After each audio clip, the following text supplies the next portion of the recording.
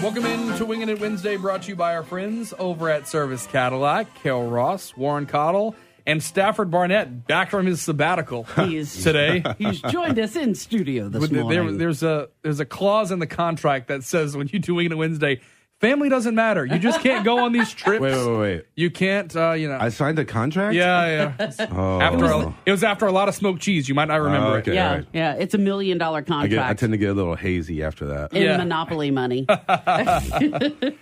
All right, so plenty going on that we've been following. Yeah. Lots of movement. Let's start in D.C., where the Senate is expected to vote this morning, and a press conference is expected at the White House this afternoon at noon our time to sign this GOP tax plan, which has been debated a lot. Mm-hmm. So we'll start with Stafford because he's just back from sabbatical.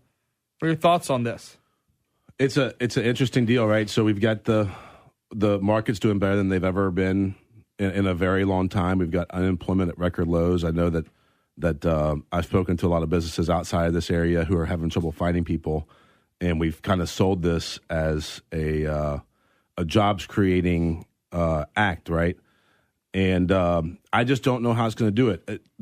If what the Republicans are predicting is true, because this is a giant theoretical test in whether or not supply side economics actually does what it says it's going to do. By giving money to businesses, are they going to go out and hire more people? And I think the answer to that is no, but I've been wrong in the past. So I'm kind of curious to see what happens with it. I know that I think the way that it was kind of pulled over the wool of the eyes of the supporters over here is that the tax cuts to the individual expire after a decade, right? So they're a gradual loss over time, and we've eliminated the deduction for individuals and children, although we've slightly increased the child tax credit. So I know that I think the families that are going to get affected by this the most are the people who have very high health care costs for children who may be indigent or require a lot more typical care than others.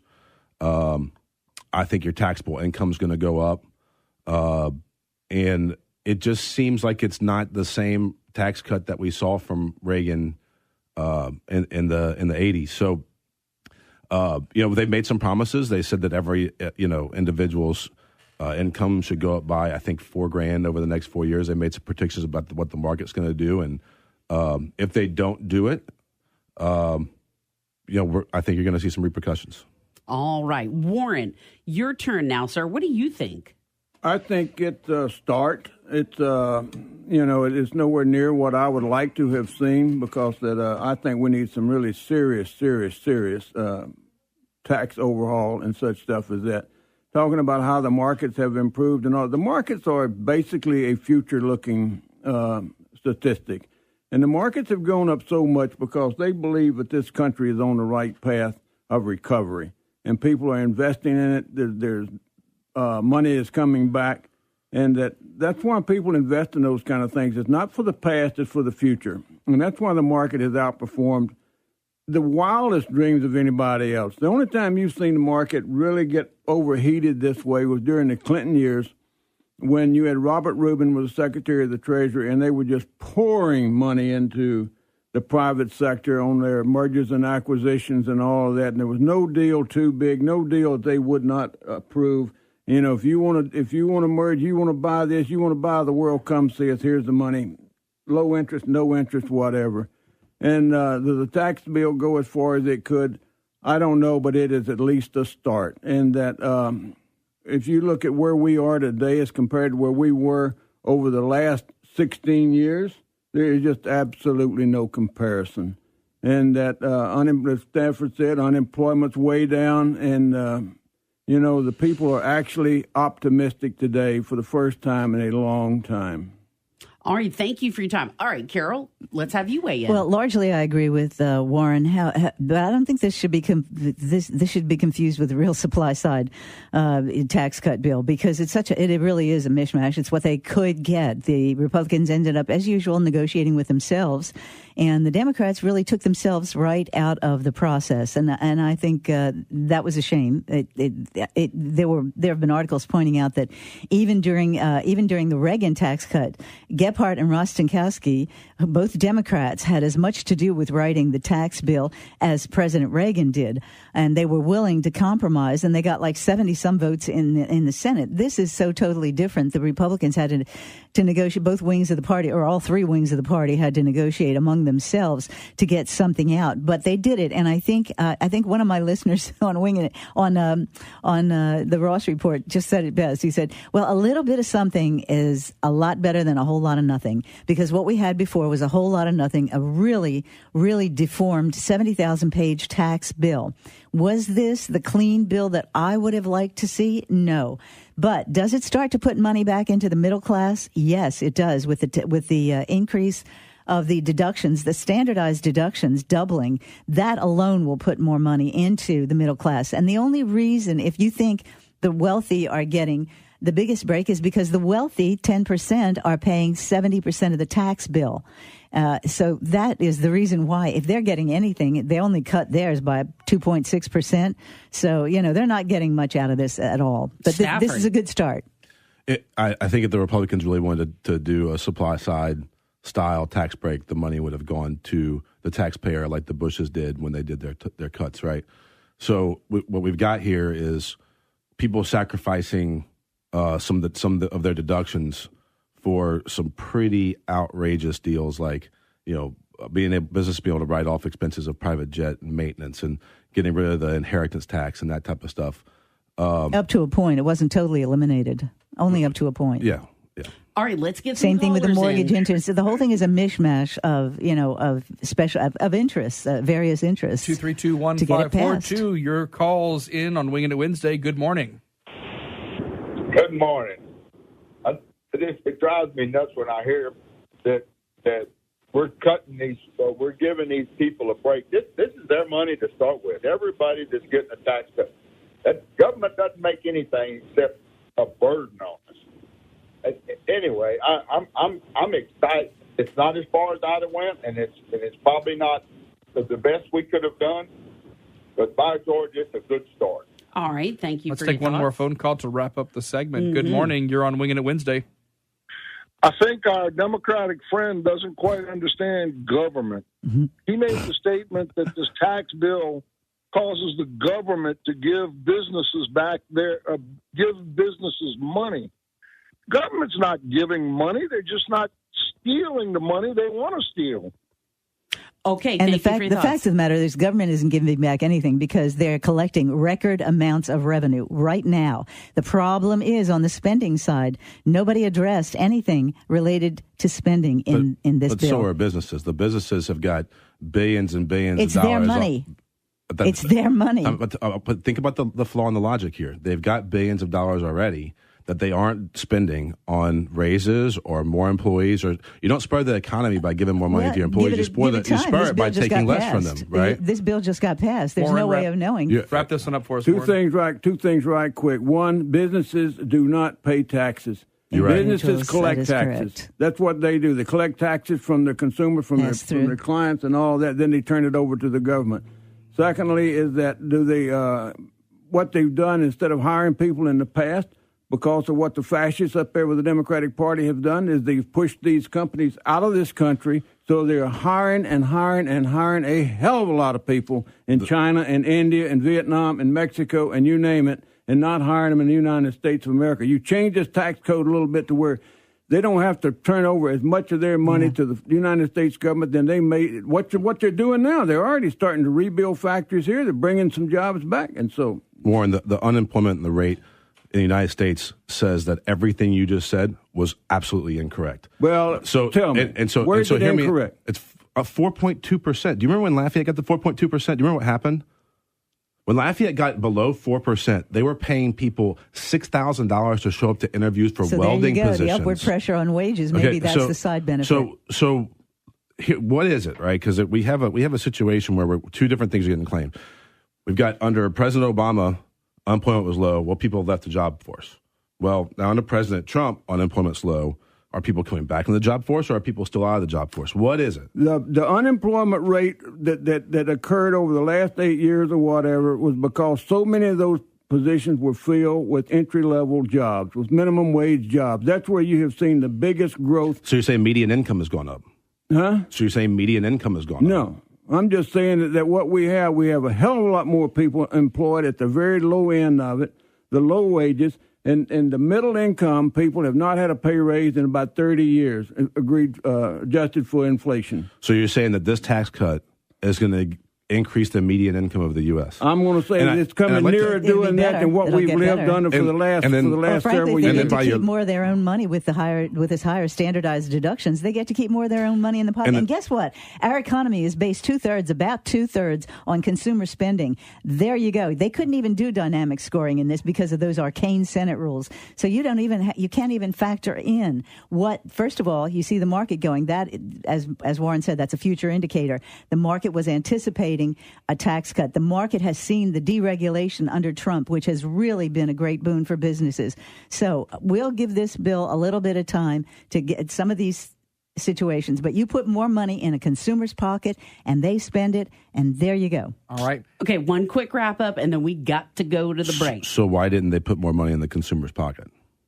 Well, the majority of the taxes go into double. the business. The standardized deductions double? That's fine, but you also eliminated the amount of money that you can take for independence. If corporations can keep more of their money, why wouldn't they keep it here and pay higher wages? Okay, all right, we got to wrap it up. We got to wrap it up. But good job on debating the issues. We will have more, obviously, on this. Yes. It will continue to unravel, and we'll see what happens, especially even going into next week. All right, a judicial nominee is out after some questioning by our own Senator John Kennedy. We'll talk about that next on Wingin' It Wednesday. It's Wingin' It Wednesday, driven by Service Chevrolet Cadillac.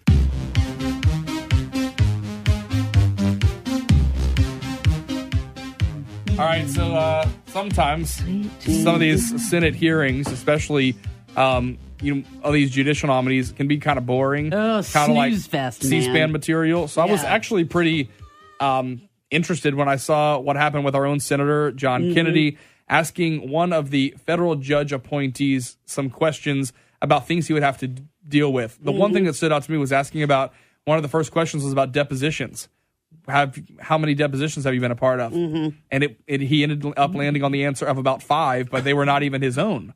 They were like things he helped right after with. Law school. Right after law school. It's kind of like an internship. Yeah. Anyway, Warren, so this guy drops out. He's gone. In his resignation letter said he wished he didn't have to drop out just because of his worst 2 minutes ever on TV. Was it a preparedness thing? What was the deal? Well, I don't think it was a preparedness thing. That it is what it is. You go back to when John Roberts was before the Senate committee to become the Chief Justice of the Supreme Court. He went there and was grilled for 2 days or something. Didn't even have any notes. Everything that he brought up was just strictly from memory. And although he has not turned out to be the great hope that so many people thought he would be.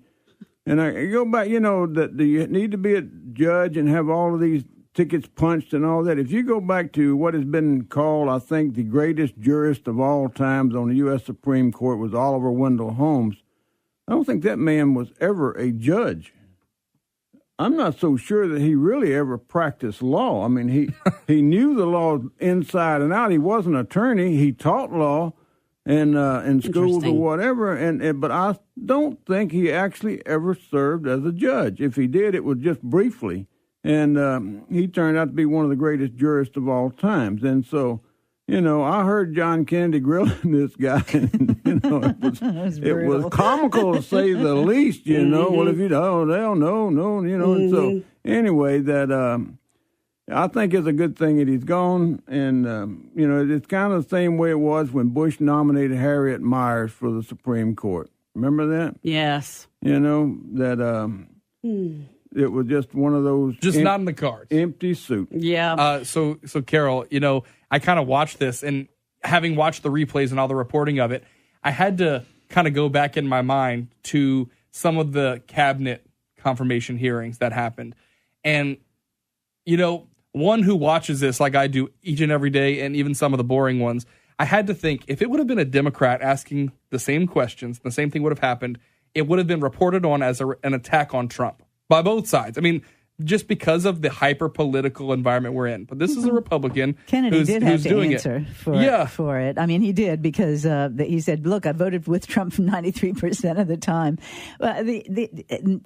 John Kennedy is the master at the soundbite that's going to get him on television. I mean, he is a master at it. I'm in awe of him. He really knows how to encapsulate it because he knows they want 30 seconds of pithy, get to the point, pithy, fun, whatever that's going to get their package on the air. And so they really watch out for this guy. But I mean, really, it was so deadpan. Have you ever done a jury trial? No. Have you ever been in district court? No. Have you been in state court? No. Have you been in federal court? No. Have you? Well, the guy came from the Federal Election Commission. The fact of the matter is, though, this gets all the attention because, of course, it goes against Trump. It's one of his 3 nominees that didn't get picked. However, Trump is on track already to be the president who gets the most judicial nominees in his first year. He's already gotten 12. And most of the ones that came from that list that he proposed are seriously good conservatives. I mean, most of the conservative think tanks and all are pretty much happy with the nominees that Trump has put up. So he's gotten 12. He's lost 3. I think that's on balance a pretty good record. But Kennedy, that grilling, it was like deadpan all the way through. I mean, and then it was a Democrat who posted it online. It was Sheldon Whitehouse of New York because he was having so much fun with it. You know, he did it to kind of embarrass, I think, Trump. But it's okay. He's getting a bunch of others. All right, Stafford. When you drop the partisan rhetoric and you go, hey, John Kennedy did his job, things like tend to look a little different, right? And I'm ecstatic. Look, I'm not a John Kennedy fan. I think that everything that he does is to run for governor of Louisiana. I don't think he's ever found an elected position that he wasn't using to do something else with. That's my personal opinion, right? There are people who feel very differently about him. I think that he did his job, right? And he vetted this guy apparently a lot more than whoever in the Trump administration's job it was to go out and vet federal judiciary candidates. So hats off to John Kennedy. I think he did a great job. I think it's every senator's job when they're up there to try to find weakness in these people to make sure that we have the most the system with the most integrity around, period. Okay. All right. Well, thanks for those thoughts. We'll take more of your calls, too, as we move on in our topics. As Russia's Vladimir Putin thanks the CIA for a terror plot tip that thwarted what was supposed to be an attack on a church, openly thanking the U.S. for their help. Is there anything behind that? Yeah. We'll get into that next. You're listening to Wingin It Wednesday, and thank you so much to Service Chevrolet for making the program possible. We will come back in just a bit. It's Wingin It Wednesday, driven by Service Chevrolet Cadillac. 7:37 now. Are we ever going to launch the pay for service so they can hear other stuff? Truthfully, I didn't realize it would be such a hot topic. I'll get dirtier if that's the case. I didn't realize it would be such a hot topic when Bernie and I met yesterday to set out the topics. Yes. That when it's acceptable to start getting in the Christmas mood, and also people's feelings about certain channels and their Christmas programming. Okay, it's a hot topic. Because here's the thing: some people are like, that Christmas music. Do I have to hear it ever again? Yeah. And I will go around singing Christmas music a lot, yes. But I do wait till after Halloween. Mm-hmm. Right? Halloween. I do wait till after Halloween. Oh, my. Okay. However, these movies, super sap. They're all the same movie. They're all the same exact Listen, plot. whoever pitched the idea to CBS and NBC that we need to maybe not play the movie this year and do it live action should be shot. Okay, now here's the thing. It never works well on television. It never works well. So boring. Okay. I tried, and I love the Christmas I'm story. I'm going to argue and say, I'm so sorry, I have a differing opinion. You loved it? I loved it, but I think it's because I love the movie so much. Yeah. I'm sorry. I like the original people. I don't like this. I know, don't like this guy who understand. just has blonde hair and glasses. Nobody can beat Darren McGavin. I totally agree. Nobody Darren can beat McGavin was Darren great McGavin. in A Christmas Story. I don't know. And other movies. I will tell you this. The one bright spot of that Christmas Story Live thing, only because I like her in general from the SNL days, is Maya Rudolph. Well, her too, but Anna Gasteyer, who was back from like the Sherry O'Terry, Molly Shannon. I think that tells you I love her. how little SNL pays. That they're like, okay, it's a live acting gig on TV. TV. Like, I need that money. They're former. They've been long gone. But that's what I'm saying. Yes. That money's running out. Yes. It's running out quick. Guess I'm going to pursue my personal career. They're like, yeah, you go do that. We'll see you for that live action special in about 5 years. The Christmas live actions are just not my thing. I know, but I do have to say that Brett's going to have an extra Christmas gift because he actually let me sit there and watch that. And he put up with it and he watched it. I was like, oh, that man is a saint. Christmas movies is why we have more than one TV in the house. Yes. That makes perfect sense. It is. But I will tell you, I mean, come on. You kind of love Rudolph the Red-Nosed Reindeer. I love watching my kids get excited about Frosty the Snowman. I don't love the movies in any way, shape, or form. Right. I love watching my kids react to it. I know. That's it. Nothing can beat the Grinch. I have a friend Grinch. who posted this morning and said, the best part about nightly Christmas movies is we're watching the classics right now. And then she put ... Jingle All the Way, which to me is not a classic. That okay? is not a and classic. She said it topped it all off when the movie ended and her son to her and said, that guy kind of has a Terminator voice. And it was the Polar Express. Movie. The Polar Express is terrifying. Yeah. Okay, now I will give you. Someone's going to come get you out of your bed. Okay, yeah. but We're going to put you on a train to Siberia. Okay. You're going to the gulag with elves. The first time I saw that movie, I did not care for it. It is true, except for the very ending about the bell. Okay, but then later on, I was like, oh, wow. You said there you are a didn't lot like of the different set. themes going on in that movie. So, but I can see the creepiness. Yeah. But that's with a lot of kind of creepy Well, the movies. animation itself was creepy. Yeah. Yeah. No, but I agree. It's with a lot of them. The first time, I have a friend who's a social worker in pediatrics. Yes. Okay, so she's dealing with hard family things, Terrible okay? issues. And so one day she was over at our house and we turned on the Willy Wonka or Charlie and the Chocolate Factory, but the Johnny The Depp original? version. Oh, no. And so Okay. that is blasphemy. My friend Haley literally pulls us aside and said, you do realize this is a movie about pedophilia.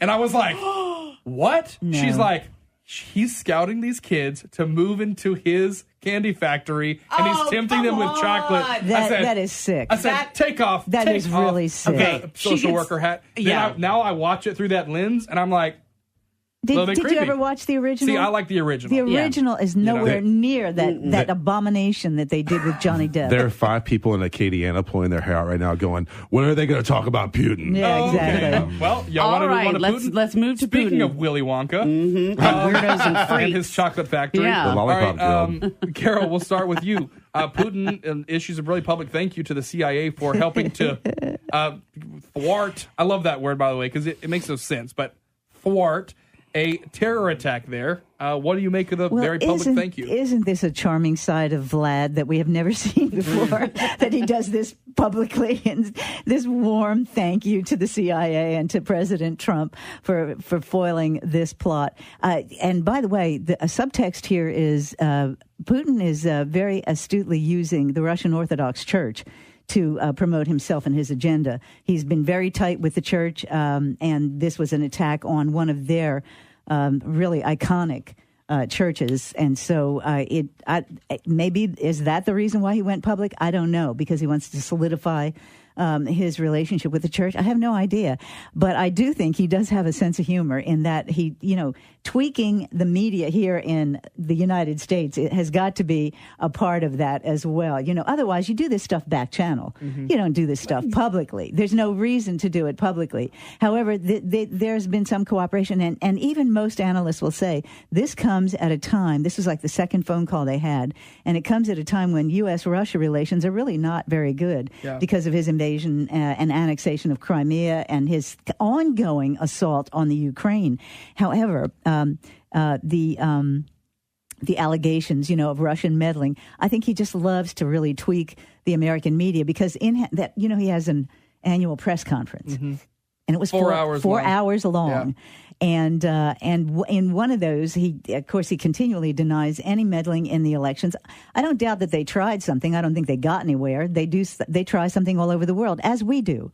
And it's been proven that we've meddled in South American elections. We've meddled, the very famous one against Netanyahu, Obama sending and Clinton sending people out to meddle in other elections. So, I do think it's interesting. I don't necessarily put Rush in the box of media in general, but one of the things he brought up yesterday was the way to get to Trump is not to insult him. That's not going to make him Flatter mad. him, yeah. It's to flatter him. Yeah.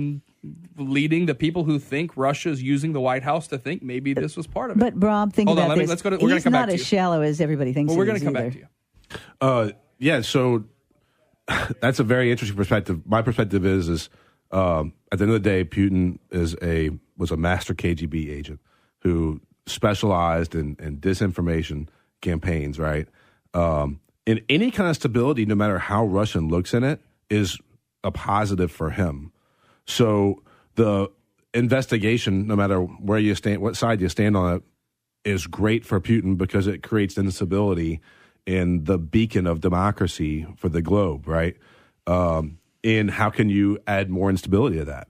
You can do stuff like, throw out, hey, thanks for the help from the CIA, which, Donald Trump is going around blasting the FBI and the CIA, saying what a terrible job they'd done, and really undermining the integrity of those agencies. I don't think the integrity of them has been undermined. I think that it's just publicly been they've been thrown under the bus by the executive, right? To further his agenda. That being said, you're going to see more and more stuff from Putin like this. I mean, he's a master at this. He just got slapped in the face with this Olympics deal, right? And he's still reeling from that. And if you turn on RT in Russia, they're saying this is a conspiracy of the Western world to tear down Russia, and their perspective on Trump on RT is pretty interesting as well. If you get an opportunity to go listen to Carol, you remember the guy's name, the attorney who, Posner? Yeah, he's done some podcasts where he talks about the disinformation campaigns in Russia and what's going on there, and you realize just how evil this man is, and the fact that he is personally condemned to death through beatings and poisonings and everything else. People who were good people, who had integrity, who were beacons of hope in a pretty bad country over there. You realize that this just fits right into his agenda. All right, Warren, your word, and then we'll wrap up with Carol. That the whole world has changed. You go back just a few years, I guarantee you 99% of the people, 99.9% of the people in this country did not even know who the director of the Central Intelligence Agency is or was. And that, they've all come out to the forefront now that they basically have public relations campaigns going and on and on and on. Is that in 1998 or 99, I was in Moscow and I saw a newspaper there where that the FSU, which was the new KGB, the renaming of it, they were pictured where they had killed a Chechen terrorist. They had hunted him down, they killed him, they had him like the Old West. They had him propped up out there where they took the picture. The two guys who killed him were pictured there. I said, this is a new world. Because, normally they denied their own very existence. And that was one of the hallmarks of the CIA. If you went to work for them and you got sent on a mission and you didn't come back, they denied your total existence. I mean, they had it set up to where your family was taken care of and all that. But now today, I mean, there's no secrets in that. But we have shared information with each other over and over and over. It came out that they had warned us about the guys in the Boston bombing. And, it sent that, as Carol said, through the back channels or whatever. We've done the same thing with them. When we bombed Gaddafi, they came out and said that we called Moscow, told them, said, we're getting ready to bomb him. So move your ships, don't have your people around there because here it comes. And they said, okay, no problem, But to say that Putin was some kind of a master KGB, he was basically a bureaucrat in the KGB. It was really and truly a failed group. I mean, it was a terrorist organization, but so was all of Russia was a terrorist organization for centuries. For centuries. I mean, it's a way of life, was torturing and killing people. Peter the Great had his own son put to death, and that Stalin, my God, he killed, 35 million or something? At least 20. And so, the world is getting a little bit more civilized. Russia today is a free market economy. Are they perfect? Of course not, but at least they're on the right track, and it's driving the left in this country crazy because they love the old Soviet Union and wanted us to be like them. Well, two things real quick. No one should underestimate the evil intent of Vladimir Putin in many cases. However, in this case, I think he is using our American media against themselves, tweaking them, with all of this about thank you. The other thing is, Warren brings up a very good point. On the opposite side, the Russians warned us about the Tsarnaev brothers. Did the FBI listen? No, they did not. At least when we warned them about this bombing, they listened and took action. We will bring the conversation back local next to talk about the ongoing back and forth with Brian Pope, as he has now apparently started his community service here Time in to town. resign, Pope. Stay with us. Relationship. Hey, it can be fun to play around with online dating apps. But when you're ready to fall in love with someone and have a meaningful relationship... It's Wingin' It Wednesday, driven by Service Chevrolet Cadillac. All right, 7:51 as we continue to follow what's been going on with Brian Pope case. Community service has started, but what's next? I'll start with you, Stafford. Go ahead. Brian Pope needs to go, period. And I think it's a travesty that the people doing the recall effort were required to get 27,000 votes when 27,000 people didn't vote in the last election. Okay. So it boggles my mind. This guy is a criminal. He does not follow the rules that we follow as a society. He's rode around Lafayette. When Reflex was around, he rode around with no license plate. He just got caught doing it again. And now that the recall effort didn't pass, he's posting Bible verses all over Facebook like he's been indemnified by his creator, right? This guy is a terrible person who needs to be gone immediately. And I want to thank the people who made a truly valiant effort to try to get this done, to get him out. And it's sad they failed. I hope he goes to jail Monday. I hope that the judge is not lenient on him at all. And I hope that we find a way to get this guy out. There's no reason to have a marshal's office in the city of Lafayette anymore. There's no reason. The rest of the country has gotten rid of it. There are people who would argue that it's tough for us to justify the amount of city police forces we have in Lafayette Parish, plus the sheriff's office, right? If we're going to truly have a unified government, right? You're talking about the total amount of officers. Number. Yeah, okay. Put on one budget and say, type deal. That being said, I get that. I don't want to make that argument. There's no reason to have the marshal's office. This guy needs to go. He needs to go to jail. He needs to not get his retirement because guess what? All of us are going to be paying his pension, a guy who shafted over the people who voted for him, right? We're paying his pension. He's taking money from the fines illegally. The Attorney General has made a ruling on this, and the only way the Attorney General is going to release it is if Brian Pope gives him permission to, and he won't do it. Yeah. Right? Warren, so this guy is nearing an age and a number of years of service where he can retire. He's coming up on the 3-year mark with this, which is what the retirement is based on. What do you make of that? I think that it tells a whole lot about the Louisiana retirement system for public employees and such stuff as that the thing is broken. It needs to be totally overhauled. You go back to that, somebody said the other day that you got people that got like 3 different retirements that they're drawing. And that it used to be where you got, 3% of your salary for your highest 3 years. And so after 30 years, you wound up with 90% of your salary and, 32 years. Well, anyway, that the politicians would serve in the legislature. Then they'd get appointed to a $70,000 a year job. The legislature paid them $14,000 a year. Then all at once they've got a retirement for the rest of their life of $72,000 a year or whatever. I mean, it's absolutely ridiculous. I mean, if you look at the unfunded liability we got, it's absolutely amazing. But you go back to the deal about the Attorney General's ruling on taking that money. I understand that was also done by his predecessor. Yeah. Yes, it was. I think he was breaking the law too. And that I said, no wonder the old man's 104 years old and didn't want to give it up.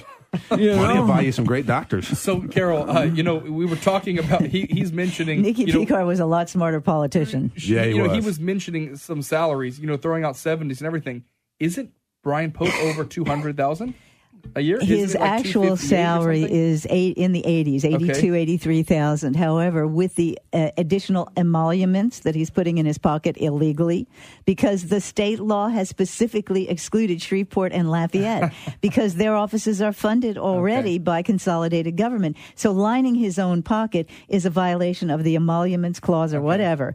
So he should, and he's pushing his salary to over $200,000. The only other person in Lafayette, elected or appointed, serving is Terry Huval, who manages about 500 employees and 2 big divisions, and his salary was increased exponentially, almost doubled by Joey Durrell, and so he's going to get a very nice, healthy retirement. I don't begrudge him that. I think he works very hard. But in this case, this guy's lying in his pocket, and you would imagine that if the Attorney General's opinion were favorable to him, he would have released that letter, but he did not. And the only way the Attorney General can release it is if the person who made the request allows the Attorney General to release. That's why the Attorney General, because he was asked by so many people, where's the opinion? And he said, I can't release it unless the person requesting asks for it, which it seems ridiculous and arcane to me because it's a public record. Is it not?